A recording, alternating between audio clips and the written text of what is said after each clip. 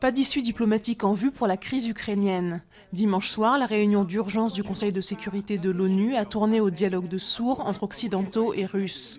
Le président ukrainien par intérim a promis qu'il ne laisserait pas se répéter dans l'est du pays le scénario du rattachement de la Crimée à la Russie. Lundi matin, des groupes armés pro-russes continuaient à occuper des bâtiments à Slaviansk, malgré l'ultimatum qui leur a été lancé. Une nappe de carburant repérée dans la zone de recherche de l'épave du Boeing de Malaysia Airlines dans le sud de l'océan Indien.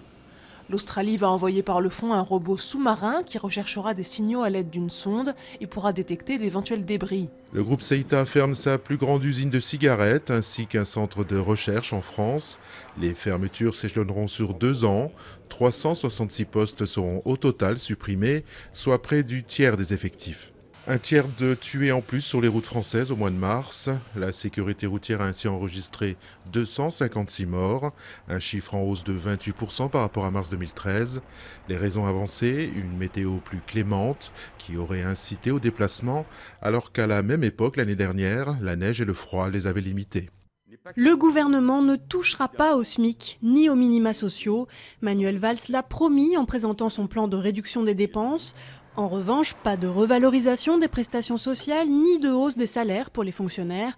Objectif, économiser 50 milliards d'ici 2017 et réduire ainsi le déficit public, comme le réclame Bruxelles. Spectaculaire accident de ferry en Corée du Sud.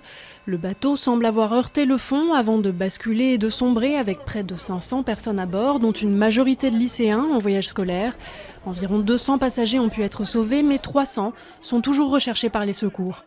Vladimir Poutine fait monter les enchères. À la télévision, le président russe a appelé Kiev à accepter le dialogue.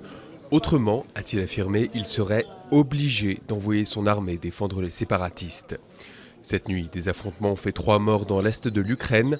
À Genève, des pourparlers de paix ont commencé dans une ambiance glaciale. La surpopulation carcérale atteint un niveau record. Au 1er avril, 68 569 personnes étaient détenues dans les prisons françaises. Un nombre que le ministère de la Justice voudrait réduire. Le projet de réforme pénale prévoit de développer les peines alternatives. Aquilino Morel contraint à la démission. Le conseiller de François Hollande fait face à des accusations de conflit d'intérêts par Mediapart.